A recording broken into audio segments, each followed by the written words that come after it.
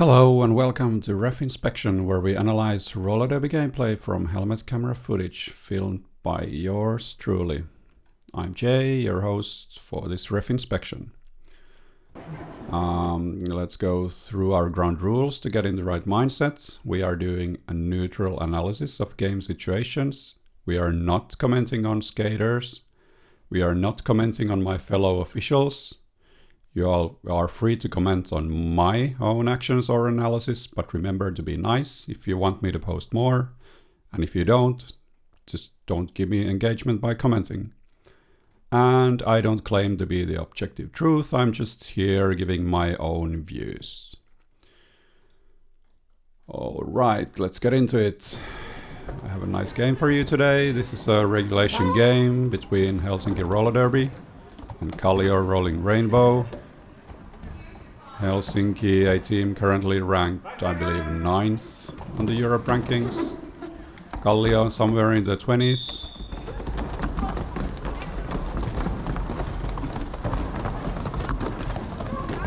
Slight delay on the lead call, so I'm checking if there's some confusion.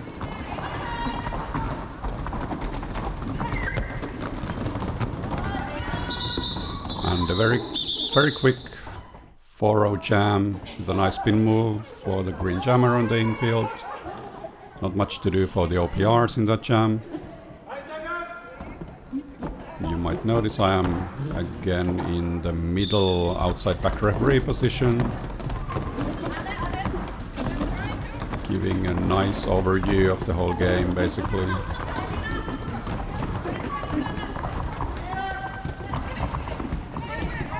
Checking here if there's a multiplayer, currently not seeing any. It's kind of hard to see on the inside there, you'd need the inside perspective for that. Not seeing any links, challenged.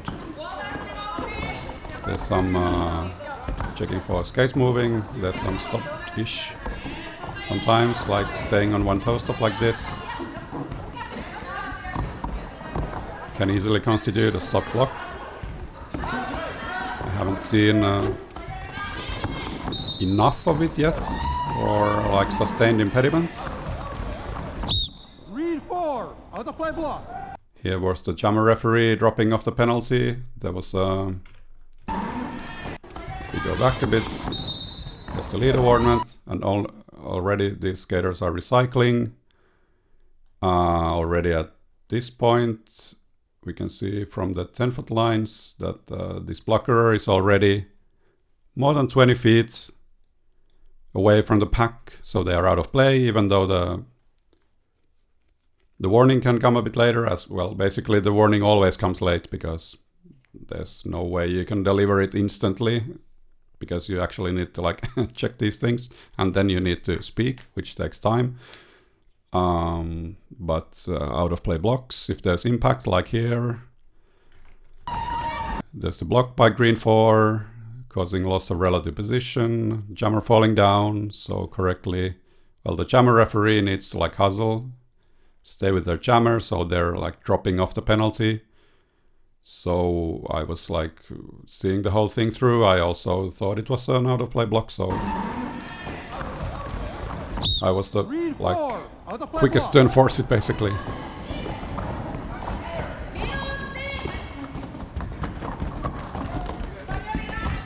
Showing there that I thought that there was this that the receiver was initiating the contacts.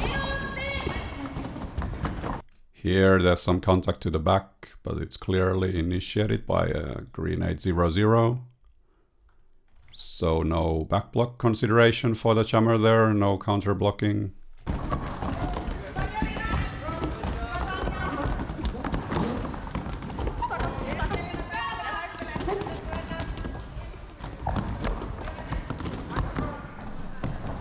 Looking at the direction here, my call there was like only suckbacks. No sustained impediment by going clockwise. Again, looking at the feet. Are they moving?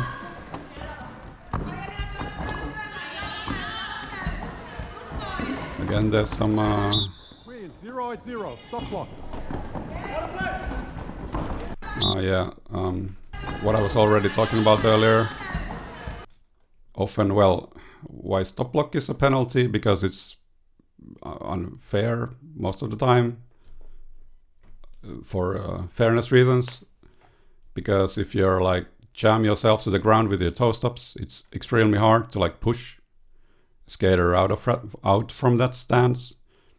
So often if the other leg or the skate can be moving, but if you have like rooted yourself to the track with one toe stop, that often constitutes, at least for me, sustained impediment by being stopped. So there's the reasoning for the stop block penalty here. I mean, this is like a 50-50 call. Green, 0-0, stop block. Maybe there's some like, maybe it affects me that there was some of that action going already on earlier.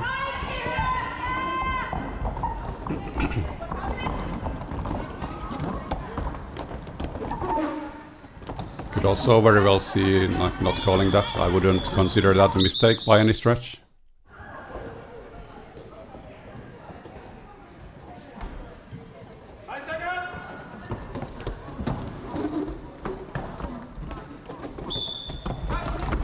Moving on to the next jam.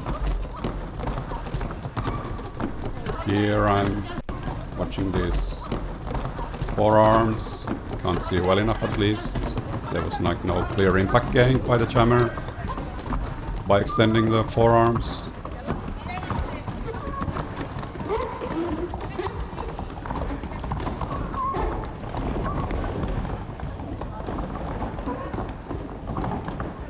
Looking at the hands. Not seeing any multiplayers, no forearms, at least in my eye just yet. Nor any stop blocks or direction otherwise. Lead awarded to the green team. Fire.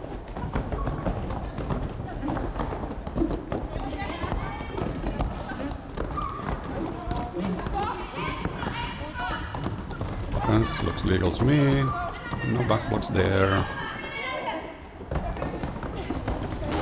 More offense coming. Jammer staying in. Star pass complete for black team, I believe, and green is calling off the jam.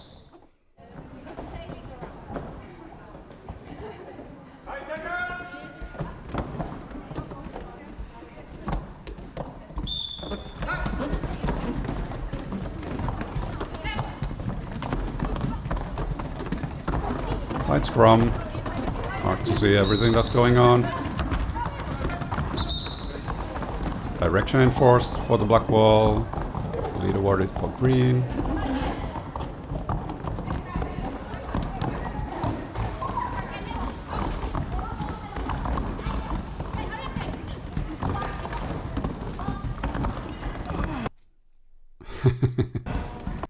And this is actually a very good example on, or well, what I think anyway, on the importance of calling and seeing multiplayer blocks, or why that is a penalty in the first place. Like, for example, here, I'm trying to see here, like zoom, enhance. Basically, if the green pivot, if they are like holding or grasping the arm of, I believe, green 1-0, well, the green skater with the white helmet here, if they are grasping the arm here, it's basically impossible for anyone to get through here pushing on skates. But if there is no like grasp there, then it is possible to actually push your way between these skaters. So that's why I'm in a funny position. I'm crouching and tilting my head. Might be kind of disorienting looking at the footage, but well, that's what I'm doing. Trying to see exactly this hand here, because that has extremely large impact on the how this situation is playing out.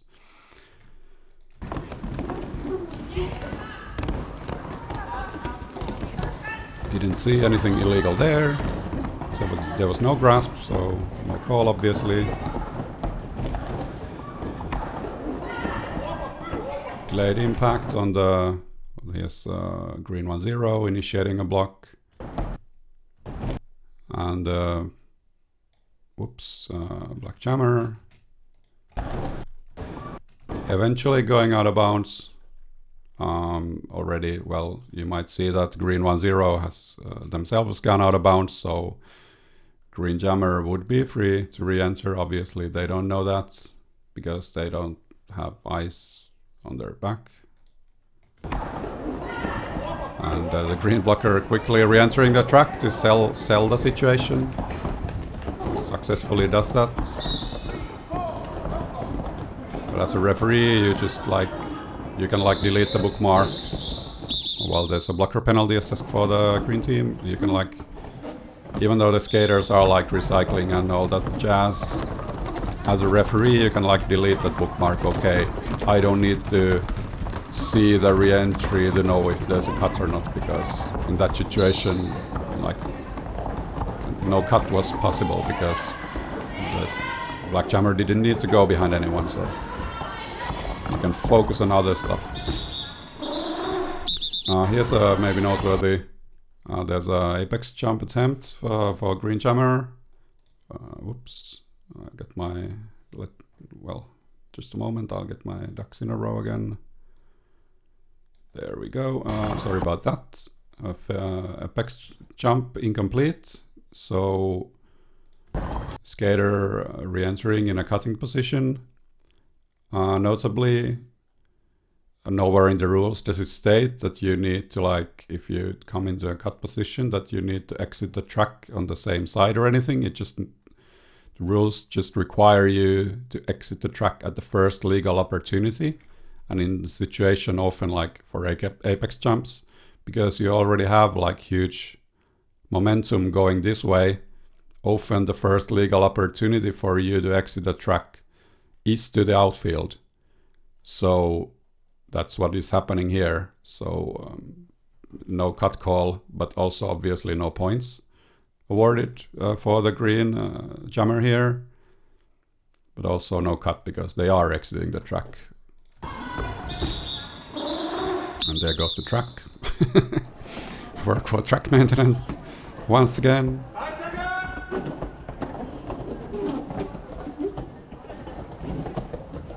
Maybe if you're new to roller derby, there's a rope under this track boundary. It's a raised track boundary, so you know just by feel when your skates are going over the line.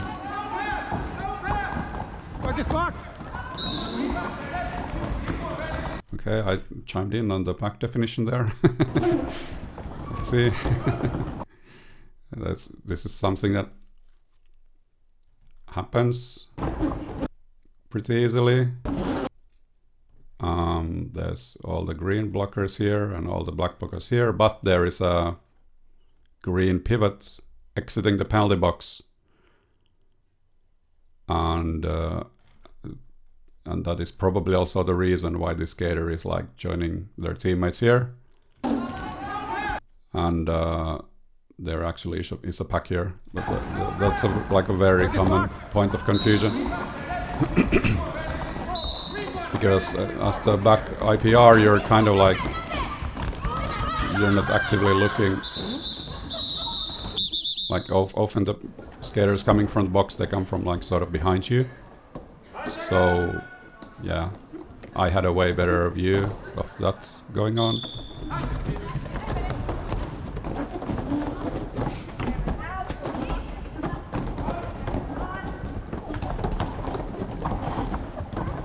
So on top of all the other dozens of responsibilities for the head referee in the back inside,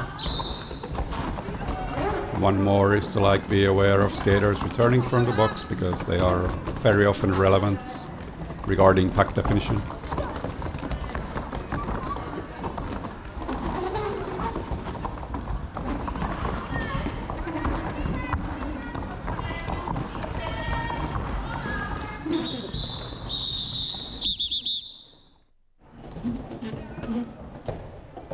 Moving on to the next jam.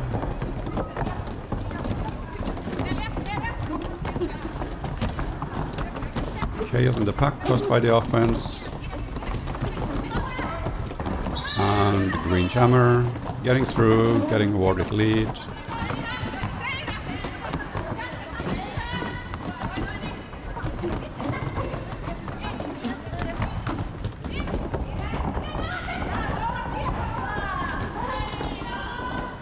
And I'm nodding along. Everybody stayed on the track on the outside. Nothing extra confusing or tight in that jam, at least to my eye. I'm probably missing a lot of stuff now, as I'm surely did in real time as well.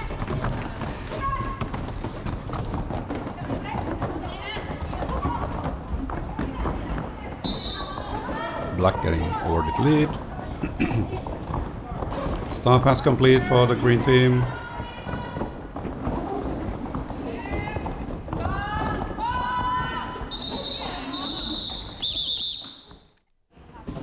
Black team doing the hit it and quit it for 4-0 jam. Moving on to the next one.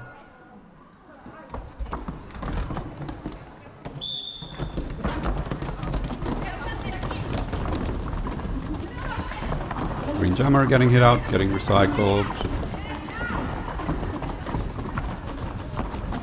Watching the hands here in the green wall. Black 007, forearm. Okay, there's a lot of things going on. Let's see, this penalty, calling. Is on the black 007 here.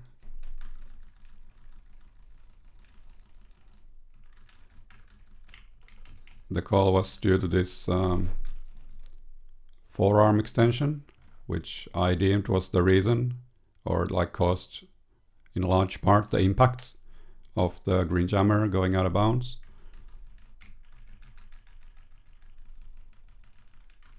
These are always subjective, but yeah. Again, you don't need to be right, as stupid as that sounds. You just need to observe things and like be ready to have the arguments on why you are making any specific call. So that was the reasoning here. Black 007, forearm. And here actually, I'm totally focused on the penalty enforcement, so there's this hat situation going on. Let's see what actually happens here.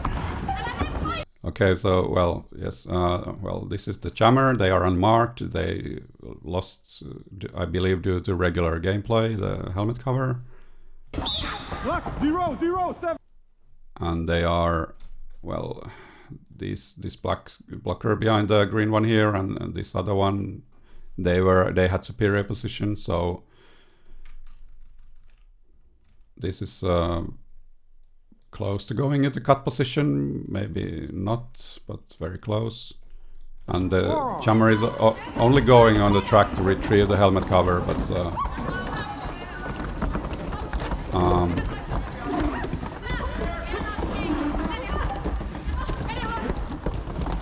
okay, let's take a breath here.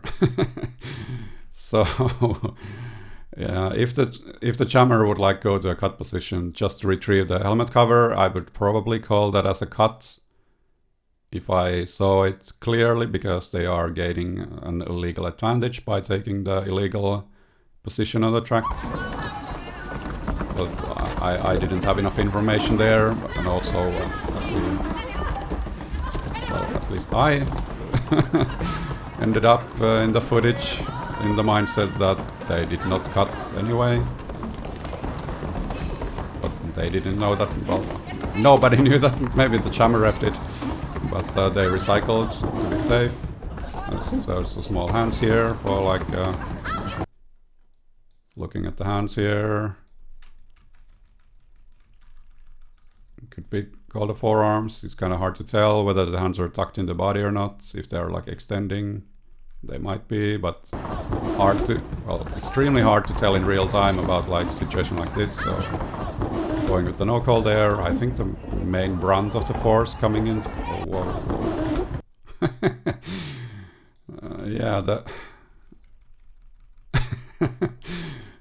Okay. So, by rule, one hand out of bounds is still in bounds.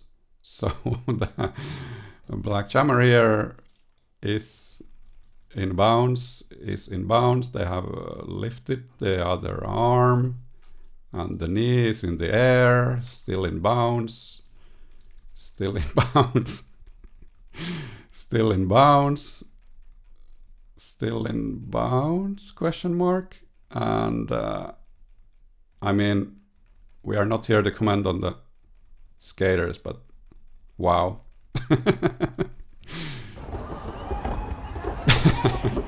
Okay, yeah, that's a thing you can do. They did not go out of bounds, apparently, and I'm showing that in real time. Let's like watch this one more time. Yep. And what I'm showing, or if you're wondering about the elbow being down, it's up to the shoulder touching. If you're like touching with, well, your helmet or like your upper body, that would be out of bounds. But I didn't see out of bounds there, so I'm showing it to the jammer ref, who's like, please help me out here. What the hell just happened? And I'm showing that, yep, one hand out. The best that I could see.